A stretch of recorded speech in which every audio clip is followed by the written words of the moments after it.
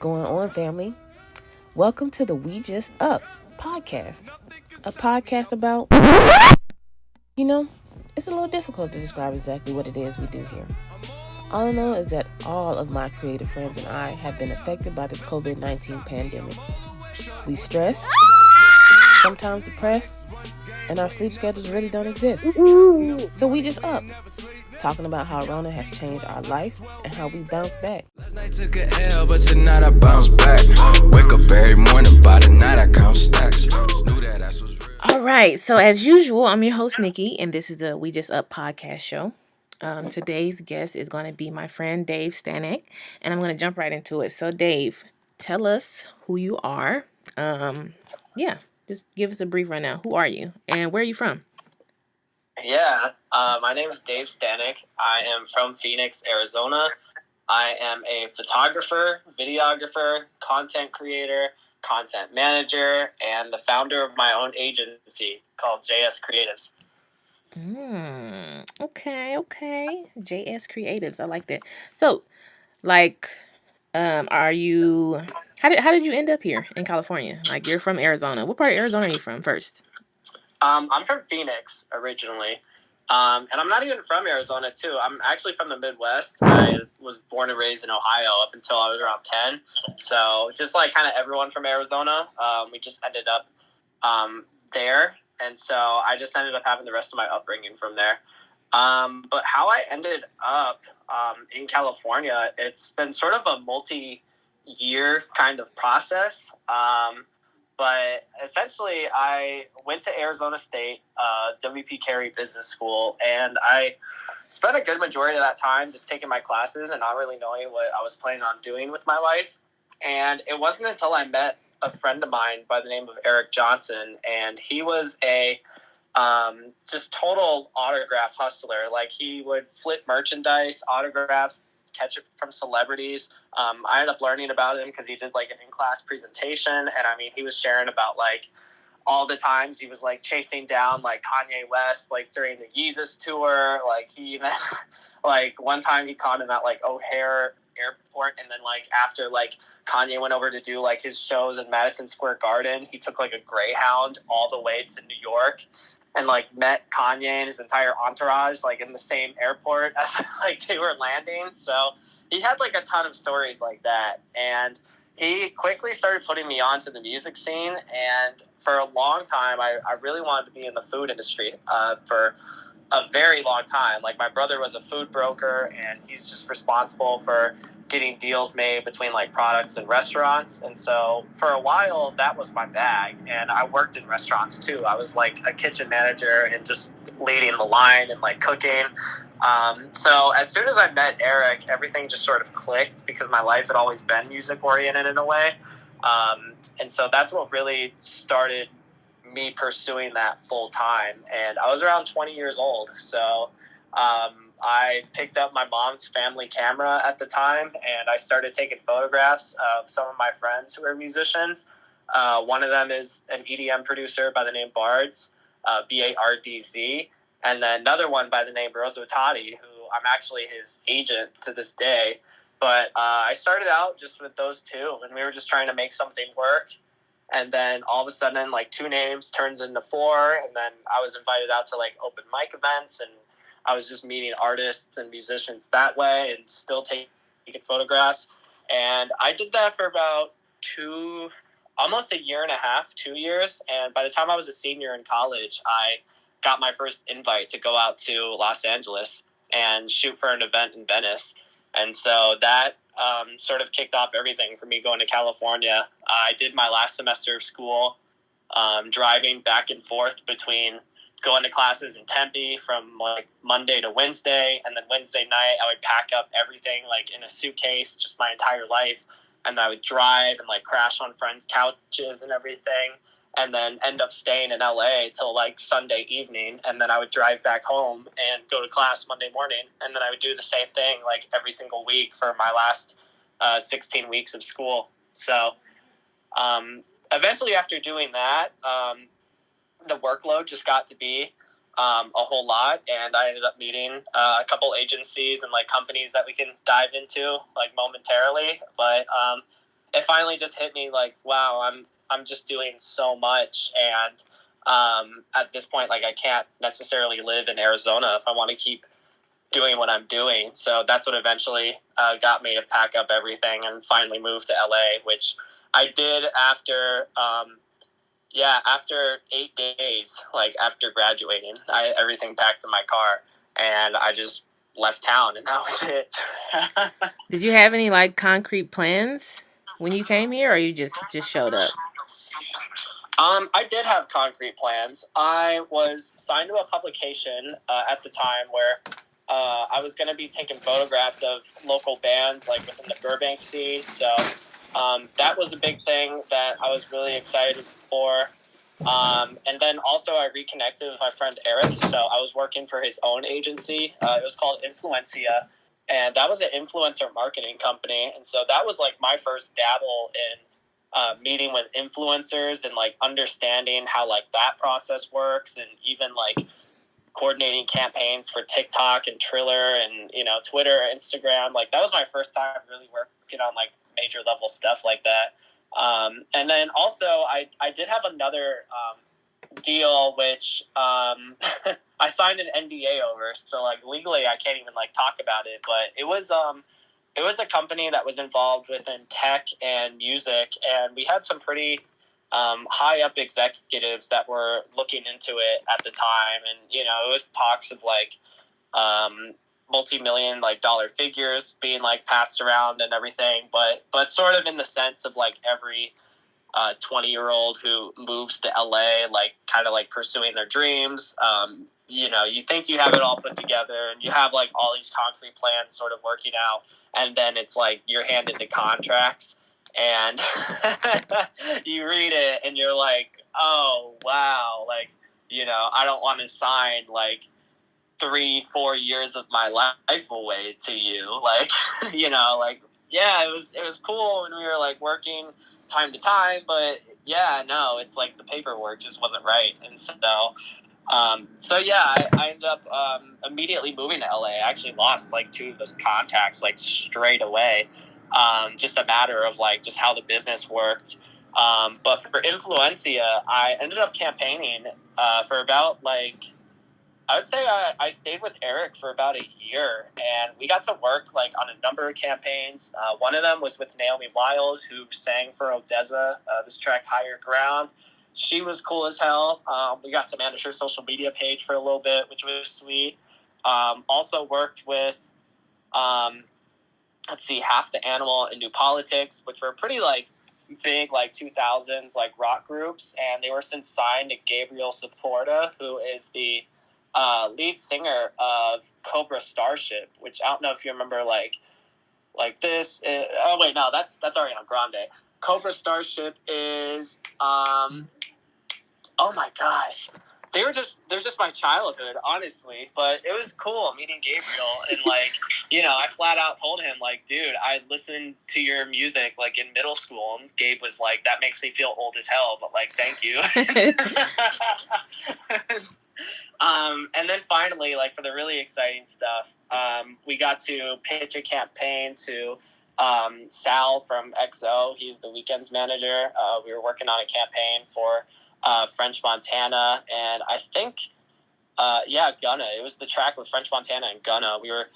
We did a pitch for them, which was just really like monumental. It gave me a lot of confidence like in my career, even though that campaign didn't end up going through. And then also we got to work with Wale for the Bryson Tiller track, LOVE ...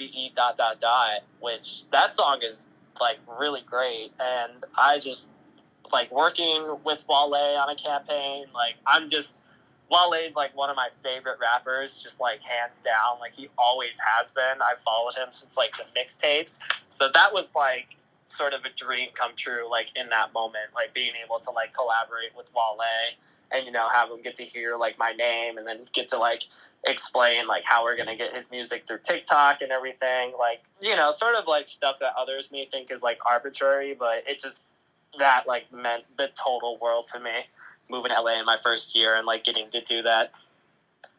That's pretty exciting. I just was like making burgers and working at random factories my first year in LA. Like I worked at this chocolate factory my first year, and I was like one of the only people there that spoke English. It was wild. It was a wild time. But yeah, that's actually really Yo, but you exciting. got like all that chocolate though too, because I didn't get to. I wasn't eating chocolate or anything either. I was like surviving off like vegan tacos. So. So you said you when you first came here, you went to work on a project in Venice. Yes. What was that project like? Who was it? Like artist or like, what was it? Oh, this was. I really got to think back on my names for this one. It was for a collective called the Human Garage. They were a beachside like house. I think their main thing was celebrity like massage therapy. Like they had a whole bunch of celebrity clients that would come in, but they also hosted their place for like open mic events and everything. So I got invited to at least 2-3 events to cover for them. But the big thing that I was invited for Venice for was we got to do an interview with the very first professional female to male trans athlete. And his name is Patricio Manuel. And he, I believe, is 3-0 since transitioning.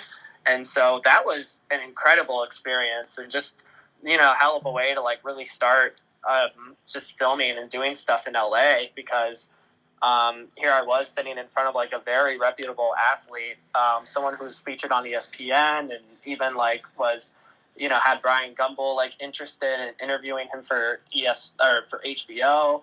And so that was really what got me like in tuned with Venice. And it's funny too, because I was staying in West Covina at the time as well, which like a drive to West Covina to Venice and like trying to make it there at 8:30 in the morning, like Jeez. you have to get up at like 5 in the morning to make sure like you get there. Like it was just so like chaotic at the time.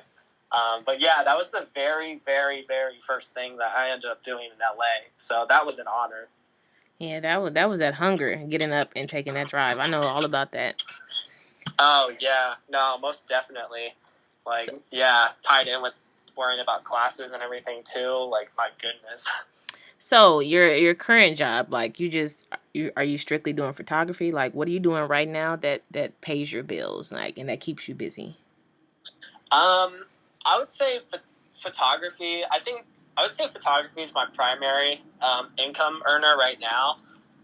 But just with everything that's been happening with JS, there's been so much I've been trying to do to essentially get the business all aligned and really activated for 2022. And that includes company registrations, getting your trademarks, LLCs filed, getting your taxes set up as well. Because, JS is technically an Arizona company that has foreign entity status in California, which, I'm learning all about taxes. So I'm learning how, complicated that is to set up when you're just sort of running, all this show by yourself. But yeah, photography's sort of been my main method of income. I'm currently in the phase now where I'm getting invited out to different cities to do photo shoots. So I'm now going to Brooklyn for my first time this weekend. I'm shooting for a private event out there. So I'm really excited for that. And then that's supposed to set up potentially future trips by next year. And then I'm also starting to get Atlanta, Chicago, Houston, even the Bay Area, on my radar. I'm getting ready to travel and get paid for shoots. That sounds lit, to be honest. So you just mentioned JS, right? And the name of your agency is JS Creative. So, what does JS stand for? And can you share the backstory on what moved you to name it that? Yeah. Actually, this is also tied in with the lost opportunity that I've had due to COVID. So if you want me to mix up both of those at the same time. Yeah, so tell me really what prompted you to start the agency? What prompted you, and then why'd you name it JS Creatives? You can just give me the whole spiel. Yeah, for sure. So after the Wale campaign for Influencia, by that point, I was just really ready to work for another agency. It was nothing personal. Like, Eric and I were still really close friends to this day. But I definitely wanted to do more campaign direction than really just doing like foot soldier work. And I was just sort of ready to just level up in that sense. So I started job hunting the beginning of 2020. And, no thoughts that we would be in a global pandemic, like, at all, like, just absolutely zero. So I was looking for around about 3 months. And I finally linked up with this company called Pollen. And Pollen is, if I remember correctly, they're a booking company for like high profile clientele, like internet celebrities or, A-list type influencers. And they're responsible for gaining sponsorships for like festivals or, live concerts or, things that are even like overseas.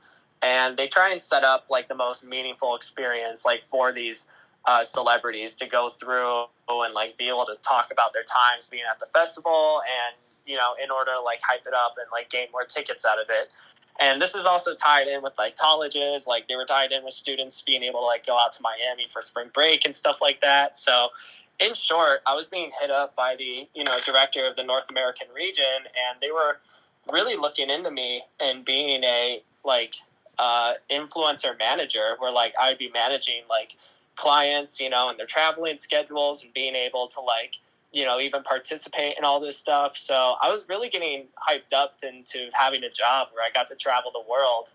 And I made it to the very last interview, like the point where like, I was like in a pool of 2 candidates and they finally selected me, and they were saying like, oh, now you just have to like shake the CEO's hand essentially, and like you will have the job and like all the benefits that come with it, like and your commission, like just all the things that like you really want out of a job, and health insurance too. And as soon as I was supposed to have that call, the market tanked on February 20th. It tanked so hard now it has its own Wikipedia page, and it's called like Black Monday, just like 1929, I guess. So that happened. And so my call, quickly turned into a phone call, and it was like, hey, we just laid off 40% of our staff. We're probably going to have to just like look into this like in the near future, like if we're looking for another director anytime in the future. And it was just really like, it really sucked. Like, to be honest, like I'm still like young in a sense. Like I'm 24, so I was like 23 at the time, and like thinking I was gonna have this job and everything, and like thinking that somewhat my life was on like sort of a concrete path, and then the pandemic happened, and so I felt like my options were kind of limited. Like I really had no idea where I was going to be going next. I certainly like didn't know like where all my campaigns were really going to take me. And so I finally went down and I founded JS, which stands for Just Survivors. And it's essentially my agency. I pretty much made it like 5 years earlier than I intended to, because I thought I was going to be working for other companies and like sort of build a portfolio through there.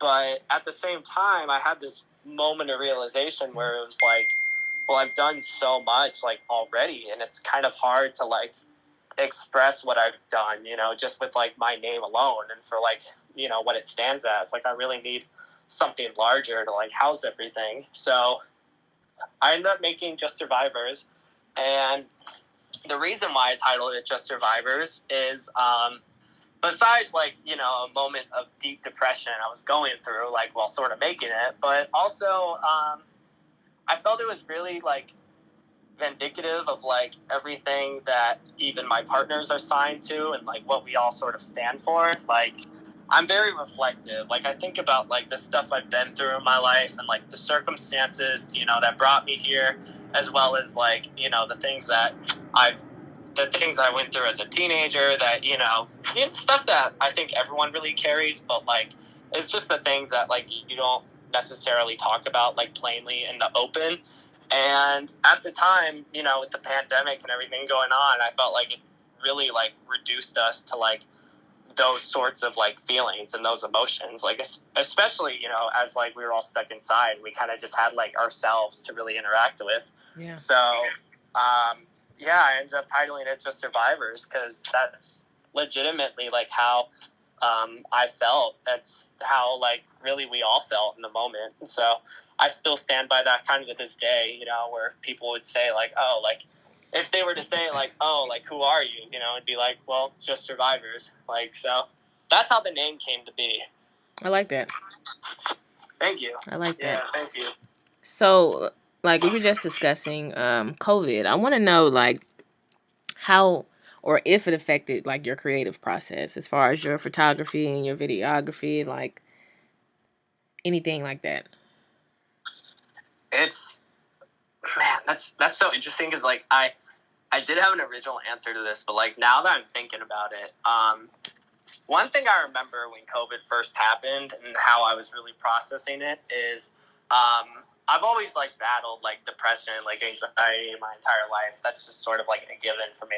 But I remember I was going through like a really, really deep like episode like before the pandemic. I would say from like probably October to like January 2020. Like it was just, I was just very like in my own head. Like I was scared to post on social media. I was scared to tell people what I was doing. I was like scared to like talk about my creative activities. And if anything, like I thought in a lot of ways that I kind of like had strayed from like the original intention that like I entered the music industry business like at first. And so it was very surreal as soon as the pandemic hit, because in a way, like it almost felt like the world's like anxiety and like all those feelings that people had, like it almost felt like it caught up to me like in that moment, because like all of a sudden, you know, I'm having like very deep like intellectual conversations about, you know, mental health and isolation and like staying like withdrawn from like society, and like all these conversations with like people that like I never thought that, you know, I would have that kind of conversation over. So it kind of opened up like a new realm for my creativity, because it sort of helped me look and see other individuals like depth and how that, and really how that manifests and like where it comes from, and also like, you know, what sort of like feelings that depth sort of like invokes, whether it's like maybe anger, like hurt or sadness, you know, or even just like pure like innocence and like happiness as well, like sort of all of that. And so I think my photos have taken like sort of a deeper direction like since the pandemic.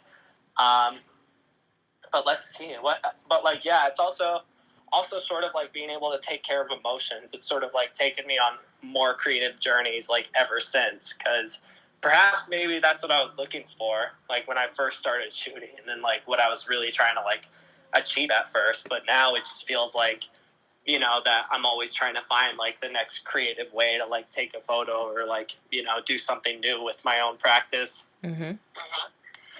So how would you describe like your style of photography? Because like I think it's really different. Like the way you like cover up people's eyes and like the colors, like I just love it. Like the last series you did, the color series, I thought that was really dope. Thank you. Yeah, thank you.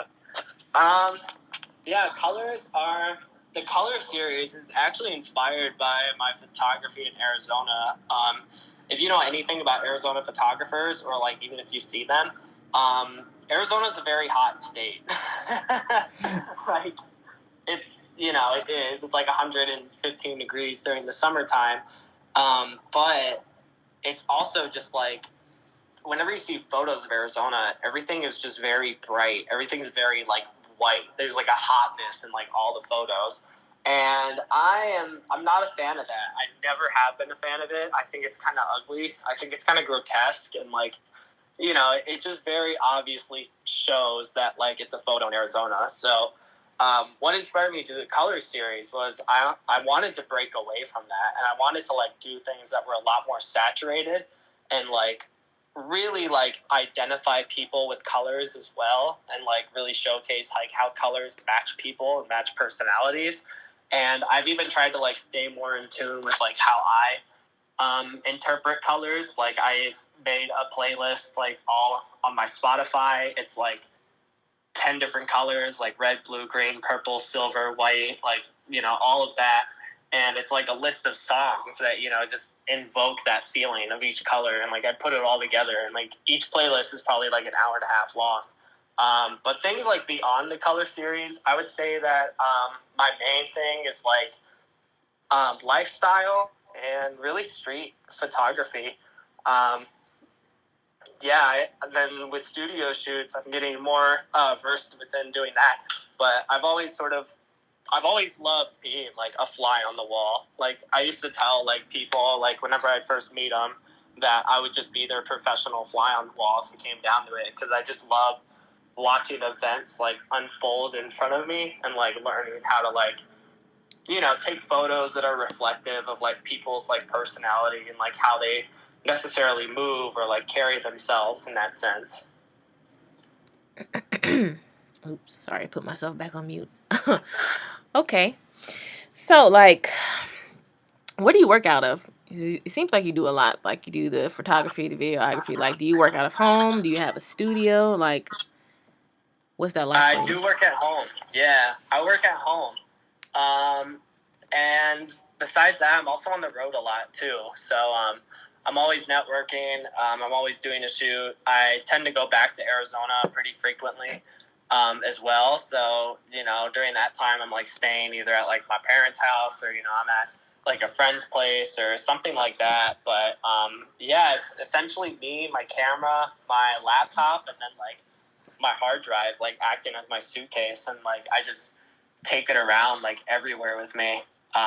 Hopefully though I'll have a studio, because that's the goal in the next like 4 or 5 years. I'd love to have like a studio space, especially within the valley or like a place like Van Nuys or something like that. I just think that'd be so beautiful and like so beneficial to my career and everybody else's. So California is it for you? Like this is where you're trying to land and stay for a little while?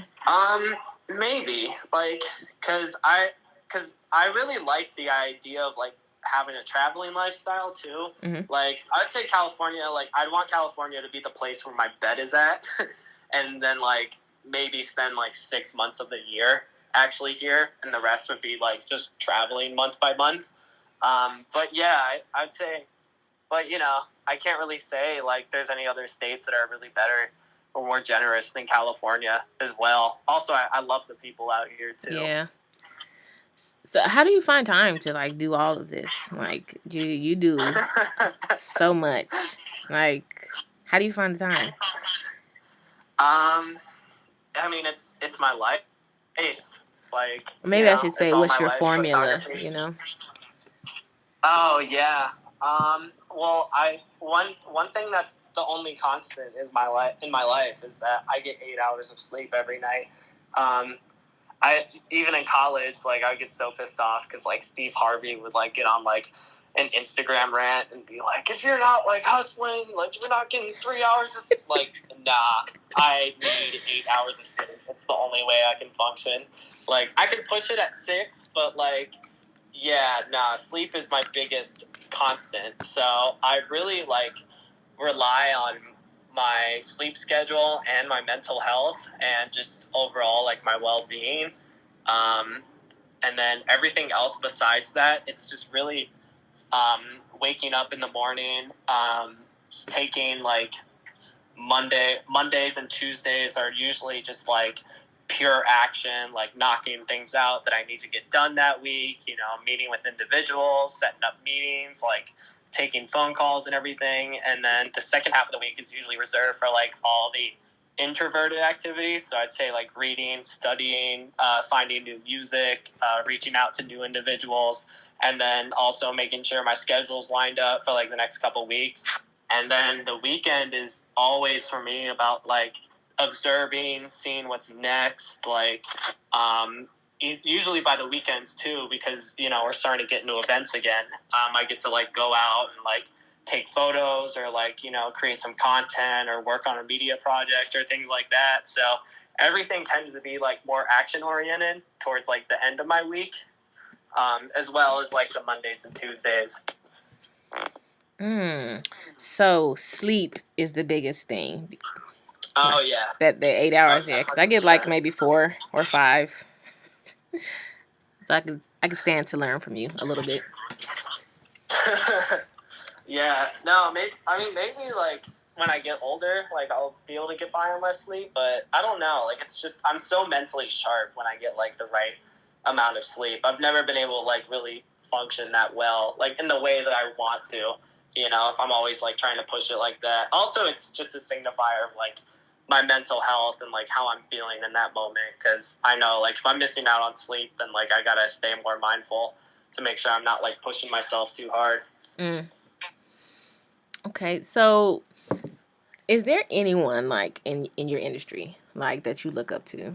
Like as far as photographers, like I don't know that many photographers, but like anybody in the music industry, in the creative industry, like who is your motivation? Like 3 people that motivate you. Nikki, well, my first one is you. Oh, like, God. I look up to you. No, I do. Like, dead ass. I really look up to you. Like, man, you're just like you're a fucking hustler, and like you just kill like. And now, like you're introducing yourself as like a fashion designer on your page. Like, I just yeah, I love it. Like, I'm just all for like everything you have going on. Like, your content game is just so fucking funny. Like, everything you have like with the kids too is just amazing. Like, I'm just it gives me a lot of confidence like in the future, like for myself, because I'm like, damn, like I could really like be doing shit like on that level if I just keep doing like what I'm doing for the next couple of years. So no, I really do look up to you. And then also, when it comes to looking up to people, it's very hard in the music industry specifically because, like, one of the biggest lessons you have when you first enter the music industry is sort of like how heartbreaking and like borderline monstrous a lot of like your idols are. So, yeah, I've heard that too. Yeah, so I even kind of like went through like a personal crisis, kind of discovering that about like my favorite artists, and not naming names, but like I'm 24 years old, so like you can just kind of guess who were like my idols growing up and probably figure it out.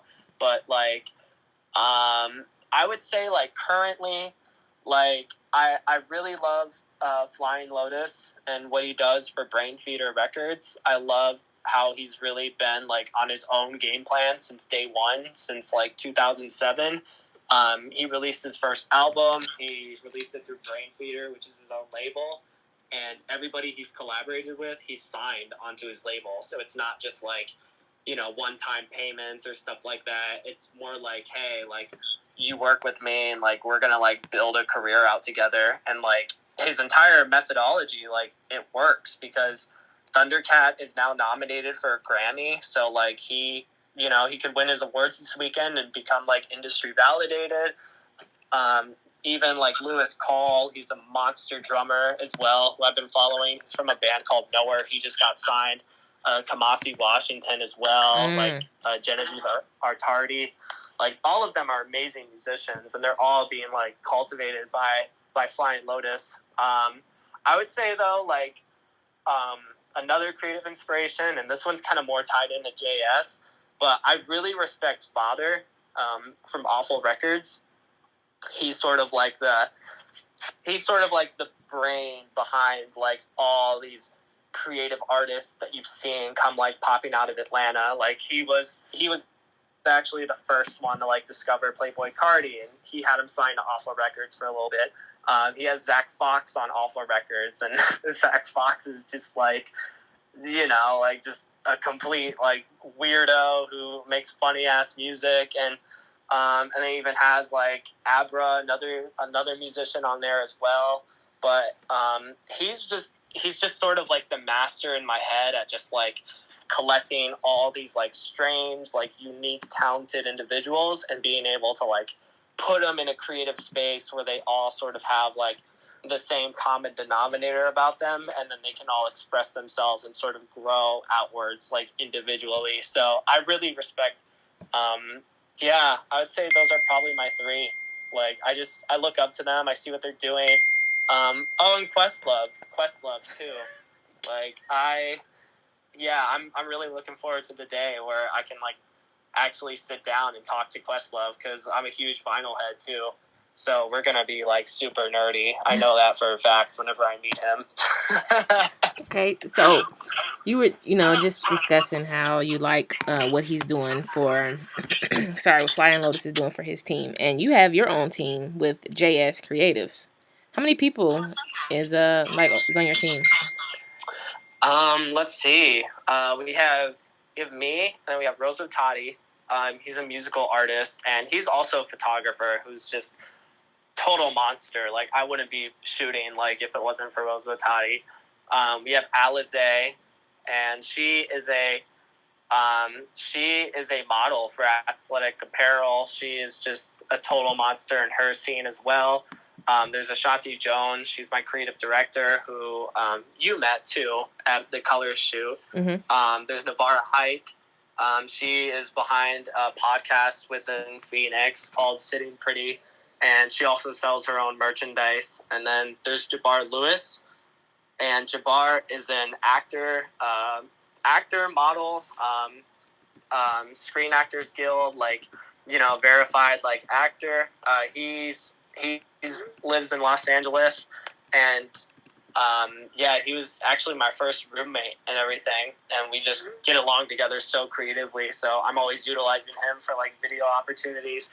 And then there's also Shaira Earl, who was in this chat earlier, but she's the CEO of her own company called Diamond Less Glitters, and it's a makeup and eyelash company. And it is just like everything she does is handmade. Like, she designs her own packaging and everything. So I'm responsible behind like driving her content and like being able to like tie her in for like future opportunities and shoots. So everyone's really like within their own space creatively. So I'm hoping that JS can like serve as like really the base where they can have their careers flourish at, because especially for Phoenix representation, there's not much out there. Oh, there's Shaira. Shaira, we're just talking about you. But for JS, there's a whole list of like labels and agencies from Phoenix. But for as much respect for them as I do, I feel like there's not many agencies in Phoenix that really center their growth on, representing the city as a whole, or like helping people flourish like outside of the state, or really draw like connections or bridges from city to city to be able to like turn Phoenix into like a really reputable marketing and creative hub. So that's really what I want to achieve with JS, and that's sort of like the outward direction I'm looking to take with it as well. Okay, I think that might be all the questions that I have. I'm pretty sure I can think of a couple more, but at this time, I'm going to open up the floor to the people in the room and let them ask any questions they want.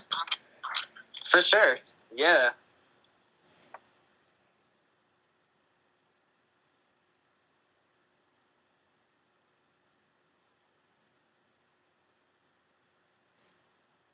Hey, Shy.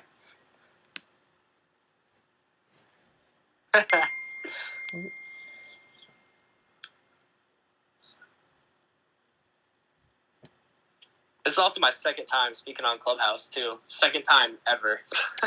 Well, thank you for joining us. I appreciate you. Oh, of course. Of course. I was really hoping this could be my first, but there was a D'Angelo listening party, and I just had to join it. I had a nerd out over there. Hey, I'm Robin. How y'all doing? Hi, Robin. Hey. Hey, Robin. So I have a question for you, Dave. So what was the first camera you started using or started to play with? It was the same one as everyone else. It was I think Nikon Rebel T3. I still have it actually to this day. I'll use it for like side opportunities, like if I'm looking for a second angle. But yeah, that Rebel T3, that's the one I use. And what camera do you use now? It is a Sony A7 Mark III, which I think now, like, Sony has, even like better models than that one. But at the time when I got it in 2018, 2019, that was just like the top notch one. But it's incredible. I mean, I love it. I totally love it. Lens size too. It's a 24-70 millimeter, like zoom action. Wow, okay, because I'm over here trying to learn about photography too, and my dad was a photographer, but I'm using his old cameras, and he's a Nikon type of dude. I feel as if they should have hired him as an ambassador because he has so many Nikons. But also, my next question would be, what was the name of your brand again? It was JS. What was it called again? It's called JS Creatives. JS Creatives. So if you had to have maybe 2 celebrities to work with you, which celebrities would you want to work with? Oh my gosh. It's so funny. This is like one of those questions where I forget about every single celebrity that's ever existed. Oh man, this also got me sad because I just thought of MF Doom too. Like it's just his elusive personality. Like it would have been so perfectly on brand for a collaboration like that to happen. Because I try and make JS like the most anti like marketing agency like ever. Like I want it to be so bare bones so people like sort of understand social media metrics more than like they understand the flashy elements of what we do. But MF Doom would have been like killer. But then I would also say like Kendrick Lamar is another big one. When that PG Lane thing dropped, like, his agency with Dave Free, I think I spammed that email account like 20 times with my JS email, just like hoping that like Dave Free or maybe like Kendrick himself could like open it, because everything he does is just so secretive. So I really love like secretive campaigns like that. Like it really does like grab my attention the most. And then finally, like, just for kind of like shits and giggles too, like Zach Fox, like totally. I would love to do something. That would be really nice. I like Zach Fox. He's really funny. Oh, the dude that sings the Depression song? No, if it ain't about, is it that one? And my favorite one is, if it ain't about Jesus, I'm gonna shoot you in the face. But also, sorry to be 4 scores, 16 bars ago. Right. No, that's just a song. It's not me. If it ain't about Jesus, I'm gonna shoot you in your face. Oh my God. Hey. I remember seeing that. I was like, oh my God. Zach Fox. Yeah, the bean kicked in. That one is just. I just heard that song. Logic Pro. I don't know who let these kids have Logic Pro to make beats, but Jesus Christ. But anyway, hi ladies. Sorry to interrupt again. I'm just here to support my boy Dave. Hey. Hi, Erica. Come by and say hi and support you guys again, because Sada Collective, once again, with all the cool people that I already know, which means you guys must be cool by default. So I'm weak as hell. You have your profile pic changed to Meghan Markle. Love it. Love it. Yeah, the queen. The new queen of England. The only royalty we acknowledge. So. Facts, yo. Mm-hmm. So cheers to everybody in here. Just wanted to come by and say hi. Hi. Hello. Yeah, thank you, Erica. Dave, I have another question. Hey, Erica. Hey, queens. Hi. Yeah, just wanted to do real quick and support you guys while I'm doing my trampoline. See what you guys are talking about. Probably something cool and related to Dave's dope photography and art and whatever. Mm-hmm. You know it. Oh, and I got the D'Angelo thing. I haven't opened it yet. It's still kind of just sitting here. Oh, don't even worry about it. Yeah, I'm going to be out of town, so you can just go ahead and breeze through that book. But you got to finish it before I come by and see it. Basically, got to finish it in full. Good times, good times. What are you guys getting into now? Well, we're just finishing up, like asking him a few questions. Like I have like 1 or 2 more questions, and then maybe somebody else in the room has some questions for him. Like, please, everybody, ask questions. Come up, come here. So, Dave, I want to know, like, because you're insane with the music. Like, almost every artist, every band, every song that's like ever created like that. Like, when did you start that? Like, Thank you. how long have you been cuckoo for the music? Like, how long has that been in your system? I don't really remember like when I was bitten by the music bug. But I do remember just being obsessed with music my entire life. Like one of the very first songs I heard on the radio was "Baby Got Back." That like, Oh. that's like that sounds about right for your age group. Yeah, that and Thong Song. Honestly, actually, this is so extra. I almost like entered this chat playing Thong Song. Like I was gonna play like the little bridge with Cisco's like, "Come on, like." So glad. But nah, I didn't. That's probably good for everyone's embarrassment's sake. But let's see. I think it has to do with the fact that I was raised as the last child in the house. I was the sixth child in my family. So yeah, like my dad like introduced me, to like the Beatles, and then my mom like knew everything from like the 70s and 80s, and then at that point like my brothers and sisters like sort of carried me like all through the rest. So like my brother was just really big into like the 90s bands, like both pop and grunge. So like I had a good mix of like Nirvana, Pearl Jam, and like then Dave Matthews Band. And then my sister got me involved in hip hop because like Nelly was like the biggest thing when she was in middle school and high school. And so I kind of like caught on to that wave for a little bit. But I think finally when I was 10 years old, I discovered Biggie's Ready to Die tape, and that, like, changed my life just completely, because I didn't even know music could be, like, just that aggressive and, like, heartfelt and just so, like, raw and unfiltered. So that just, like, blew my mind hearing. And then I think shortly after that, I eventually would just, come home from school, and then I'd go on the Wikipedia page, and I would just look up, like, every single beat that the Neptunes produced, and like every single beat that like Swizz Beatz produced, and every single one like Dr. Dre and Timbaland, just like all the famous producers, and then like hopping onto like R&B and like studying Babyface and like just all of that. So I just used to spend like so many hours doing that too. So eventually I guess it just kind of became like ingrained with me, and then I started becoming like really attuned to the industry and like all that was like really happening by like I'd say summer like 2013 was probably when I first began like really paying attention, and then I've really just like had my teeth like sunk in like ever since. Okay, because like I know the last time we were together at the video shoot, the way you were like listing off people, and I'm like, I don't know who any of these people are, but I'm just gonna listen to them talk and nod my head. I don't know what's happening. That sounds about right. I have another question. So I know that you're super creative. I'm also a big music fan too, but what's another creative venture that you're thinking about entering that's like in the works maybe for the future?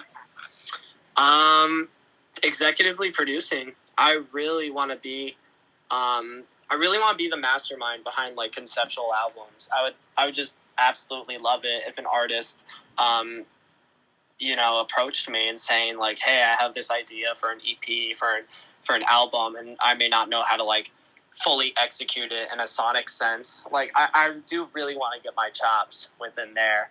I can't say that I have like experience in producing. Like I've attended lots of studio sessions and I play drums like just on the side, but I've never like produced a beat or anything. But I do think that I have a sense to at least oversee a project and help bring ideas to fruition. So that's sort of like the role that I could really see myself being in. Executively producing for one.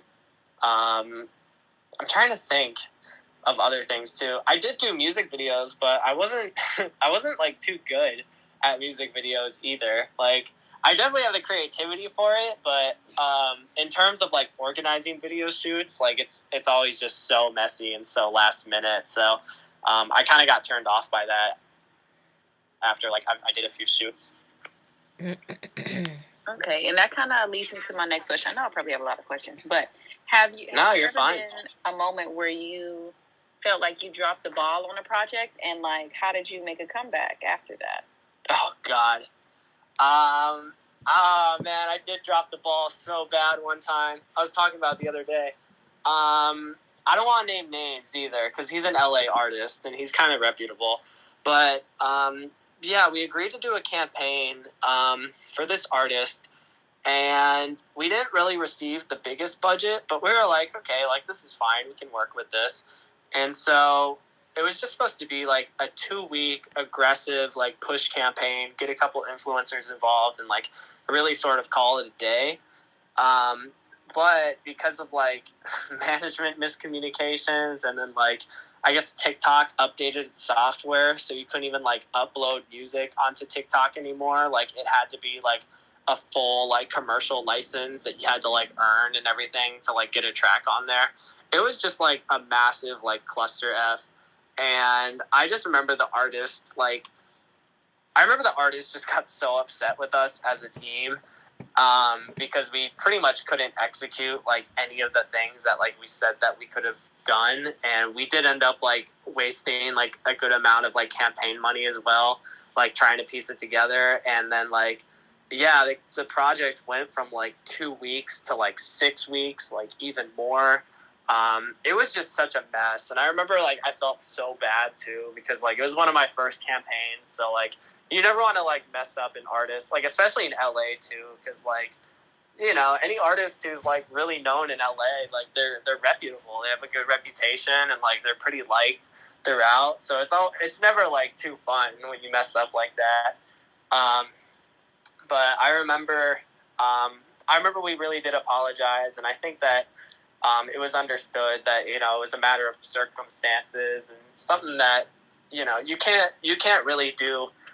You can't do the impossible sometimes. Like you're given a budget, and sometimes like it really may not be enough at the end of the day, or like you may think that like, oh, you know, this campaign will be relatively simple, we can knock it out. But like there's always going to be like stuff that kind of comes in the way and like may prevent you from having a good campaign. So I really am like thankful in a sense that like you know we were given a campaign that we didn't do so good at, because I did learn a lot from it. Like I learned a lot more about like team communication. I learned about like managing platforms like more in an organized fashion, and less like you know a college student trying to figure out what the hell he was doing. And yeah, hopefully that LA artist is still cool with me, because he's been at like several events too that like I've been affiliated with, and like I've always been like shy now because I'm like should I like say hi, like is he still mad at me, like I would try. I'd be like, hey yeah, man, what's up? It's up? something you should really try. It's something you should try. Like, how you feeling? We good? No, really, because it really was no hard feelings. But, you know, I was also just young and figuring it out at the time. I feel like a lot of people, you know, in positions like that get like that. So it only is what it is at the end of the day. Okay. All right. Anybody else have any questions before we sign out? No, just you're amazing, and that's it. Thank you, I have a Arisha. question. Hi, Travis. But sorry, Andrea. Oh no, you're fine. This is such a good interview. I love it, and you're asking all the questions that are on mine. But I do have one. What advice? It seems like you went through a lot through the pandemic, and you overcame it, and you also took a lot of risks. So what kind of advice would you give somebody who has to make a quick change like you have?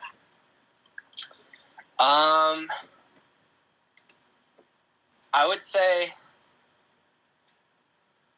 man, only thing that comes to mind is really like just do it. Like I hate to like give like the Nike like ending, but like I mean, and like I also think you should have the appropriate time set aside for yourself to grieve what you've lost, because that was one thing I really had to go through. And at least by then I was learning how to grieve properly. So when I first lost the job opportunity, you know, I did what I had to do to really just like sit in my emotions and process them. I wasn't like necessarily trying to run away from them anymore like I used to in my life. Like I really sort of took it at face value, and I gave myself the proper amount of time to like receive closure from like all that happened. So yeah, I would say you know, grieve your changes, grieve what you've lost, grieve, you know, what isn't anymore. And once you've taken that time, like really for yourself, then you really just do it. Like you make a list and you take it day by day. You know, you write all the things that you're going to do that day. You write all the things you're going to do that week, that month, where you see yourself 30 days, 60 days, 90 days. Like you really do it, and you just start executing. Nice, because this was always a vision for yourself, right? It just kind of sped up, so at the end, it was always your vision, right? Is that how it worked? I would say yeah. Like end of day, like, you know, it's all part of the journey too. I try and like have, you know, everyone else's visions just as much included. As much as mine. Like it's sort of like the JS way too, but I can't even like really fret anymore, you know, on days where I may not have I may not have a good day, like I may not be on my best, because just the way that JS functions, the way that like, you know, there's 6 other people all doing their individual thing and growing and, you know, getting better at it every single day. Like I know that, you know, we're all moving forward. We're all moving forward in a positive direction. So it's kind of helpful, the fact that like everyone can like uplift one another and we can keep moving forward in that way. I love it. Just surviving, right? Mm-hmm. Yes, just survivors. I love it. Okay, thank you so much for sharing your story. Very inspiring. Yeah, of course. Thank you so much for having question. me too. Yes, Robin. I know I have a lot of questions, but I was you're ask, good. How do you navigate creative blocks? Like, say if you have a project coming up, and like you just maybe you got stuff, your personal issues going on. Like, how do you navigate that? Like, tapping back in and getting creative. Oh, I actually love when I get creative blocks. Honestly, I love it because it makes me feel like that there's something new I need to learn. So usually when I hit a block, I usually pick up a lot of the books that I haven't finished.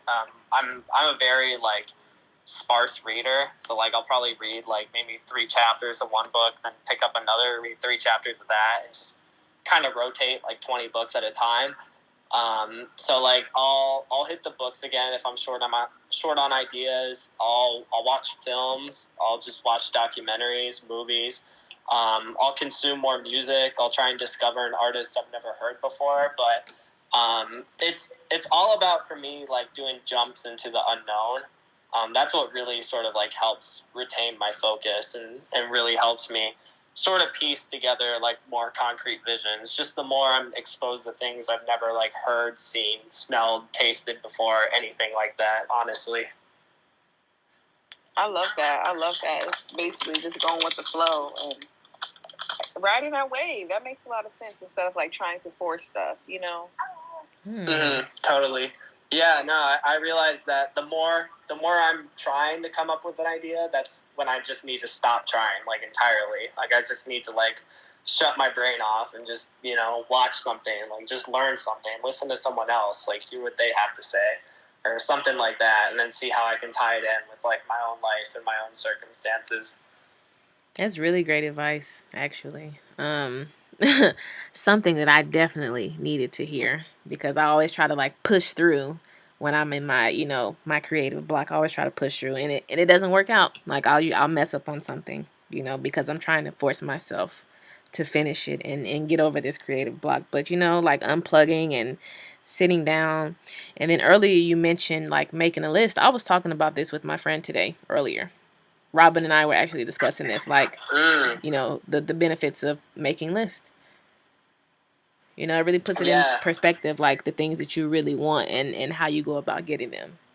And it's like, from you in this interview, I got that, we really need to be stronger in our community. And then it's important to get sleep. And it's important to, take breaks and take care of yourself, and it's like, I feel like you gave us all like a really good reminder and kind of like a check-in, like, okay, hey, this is stuff that's working for me. Maybe this can apply to your life as well. Oh, thank you. Yeah, really. Thank you so much. Oh, thank you. Seriously. It's funny, like today was actually an off day for me too. Like I never even take naps, but I took a 2-hour nap today because it was just like, I think it was the rain, honestly. But something happened. Maybe it's just because I'm overworking, or because I'm just in between traveling. Because I was in Arizona last week, and now it's New York next week. So it's just kind of like those moments I need to recognize the time that I have where I get to like lay in bed and not do anything before I'm out in another city. Like I really need to take time to appreciate that. All right, Dave. So we're going to wrap it up here. But first, I want you to like let everybody know where they can find you and your creative agency on the web. For sure. My Instagram is at Dave Stanek 1. That is STANEK 1. That's also in my bio. And then for my agency, that is at jscreatives.info. Reason why it's jscreatives.info is because you can just type that on an address bar, www.jscreatives.info, and boom, there's my website, just like that, too. That's going to do it for this week's episode of the We Just Up podcast show. Special thanks to Sada Collective for this opportunity. For information on us and our featured guests, please follow the We Just Up podcast show on Instagram at We Just Up and Sada Collective at Sada Collective. See you next time, family. Nothing can stop me, I'm all the way up.